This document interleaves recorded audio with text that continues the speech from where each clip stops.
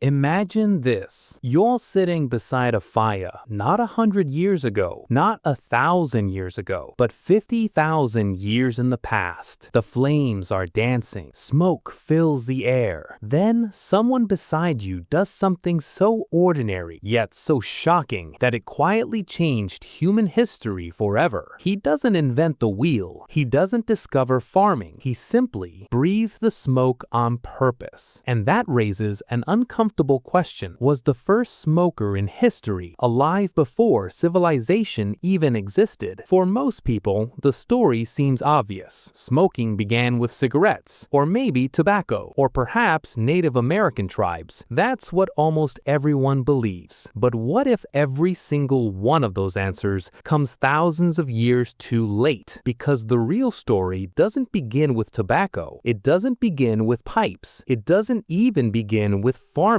It begins with fire. Think about your own life. Have you ever stood too close to a campfire? Within seconds, your eyes start watering. You cough. You instinctively step back. Your body knows smoke doesn't belong in your lungs. So here's the mystery. If breathing smoke feels so unnatural, why have humans kept doing it for thousands of years? Who was the first person to ignore every instinct, lean toward the fire, and inhale anyway? No one knows their name, but that single decision may have echoed through every civilization that came after. Now, here's where the story becomes truly strange. Long before cities, before kings, before written history, your ancestors were already surrounded by smoke. Archaeologists believe humans began controlling fire nearly 1 million years ago. That means generation after generation, families cooked beside smoke, slept beside smoke, raised children beside smoke, and breathed it every single day. Not because they wanted to, because they had no choice. Smoke wasn't a habit, it was simply part of being human. But something unexpected happened. After hundreds of thousands of years living beside fire, someone started paying attention, not to the flames, not to the heat, to the smoke itself. Because sometimes certain plants produced smoke that felt different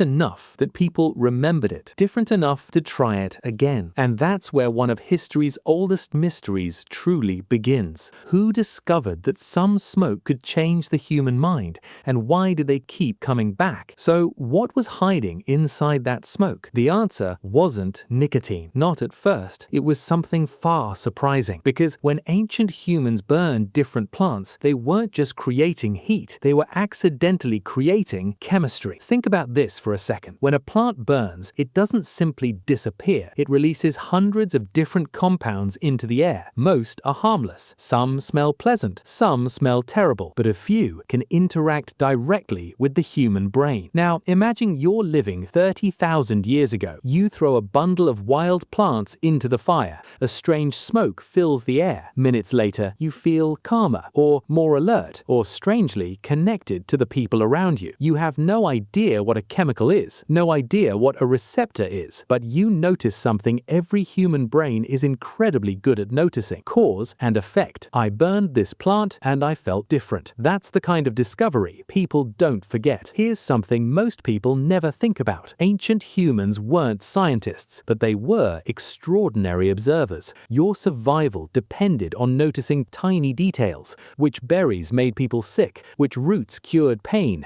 which mushrooms killed, and which smoke changed the way you felt. That knowledge wasn't written in books, it was remembered, shared, protected, passed from one generation to the next. Now, let me ask you something. If you discovered a plant that made fear disappear before a dangerous hunt, would you burn it again? If you found one that helped you stay awake all night protecting your family, wouldn't you tell everyone else? That's exactly how human knowledge spread, not through classrooms, through stories around the fire. But here's where the mystery becomes even deeper. Most people assumed the first smokers were simply looking for pleasure. The evidence suggests something very different. Across many ancient cultures, smoke wasn't entertainment, it It was communication. Imagine standing beneath an open sky. You light a fire. Smoke slowly rises upward, higher, higher, until it disappears into the clouds. To us, that's physics. To someone living thousands of years ago, it looked almost supernatural. The smoke left the earth and vanished into the heavens. If you believed spirits lived above, what better messenger could there be? Anthropologists studying indigenous cultures found something remarkable. Many people believed smoke carried prayers, promises, messages, not because they understood chemistry, but because smoke was the only thing they could actually watch travel from the ground into the sky. That's why smoking wasn't just something people did. It became something people believed, something respected, something sacred. And then they noticed something else. Some plants didn't just produce smoke, they changed the mind. Your heartbeat felt different. Your thoughts felt different. Time itself felt different. Without realizing it, ancient humans had discovered one of the most powerful ideas in history, that certain plants could temporarily change human consciousness. No laboratories, no microscopes, just thousands of years of careful observation. But then everything changed because one discovery turned an occasional ritual into one of the biggest industries the world has ever seen. How did something once considered sacred become an everyday habit for millions of people? That transformation is even more unbelievable than the beginning, and it starts with a voyage across the Atlantic. So, when did everything change? If smoke began as something mysterious and later became something sacred, how did it become one of the world's most common habits? The answer arrived on ships. In 1492, Christopher Columbus reached the Americas. His crew expected gold. They expected spices. Instead, they found something no European had ever seen. Men and women carrying tightly rolled leaves with one end glowing red. They inhaled the smoke, then slowly breathed it back into the air. The Europeans were fascinated, confused, curious, and before long, they tried it themselves. History repeated itself once again. Curiosity won. But here's the part almost nobody talks about. To many indigenous cultures, tobacco wasn't an everyday pleasure. It was treated with respect. Some tribes used it before making peace. Others used it to seal important promises. Healers used it during ceremonies. Shamans believed the smoke carried prayers beyond the human world. To them, smoke wasn't escaping. It was delivering something, a message, a hope, a prayer. Now compare that to what happened after tobacco reached Europe. Within only a few generations, it spread across continents. Merchants sold it. Kings embraced it. Doctors even recommended it. Then factories arrived, and everything changed. For the first time in history, smoking became cheap, easy, constant. What had once been an occasional ritual slowly became a daily habit. Then, for millions of people, an addiction. Here's what's fascinating. The plant didn't change very much. Humans didn't suddenly evolve. The biggest change was our relationship with it. For thousands of years, people controlled tobacco. Modern industry found ways to let tobacco control people. That's one of history's biggest transformations, and it happened surprisingly fast. Now step back and look at the bigger picture. The first human who intentionally inhaled smoke could never have imagined any of this. They couldn't imagine cities, hospitals, factories, airports, or cigarette advertisements. They simply noticed something strange and asked themselves, what happens if I try it? That tiny moment of curiosity echoed across thousands of generations. But maybe this story was never really about smoking. Maybe it was always about something much bigger. Human curiosity. Think about it. Fire, medicine, farming, the wheel, electricity, space travel. Almost every breakthrough in human history began with someone asking, what happens if? Sometimes that question changed the world for the better. Sometimes it came with consequences no one could predict. So when did humans start smoking? The honest answer is, we'll probably never know the exact day. The archaeological evidence takes us back at least 12,000 years. Our relationship with fire goes back nearly 1 million years.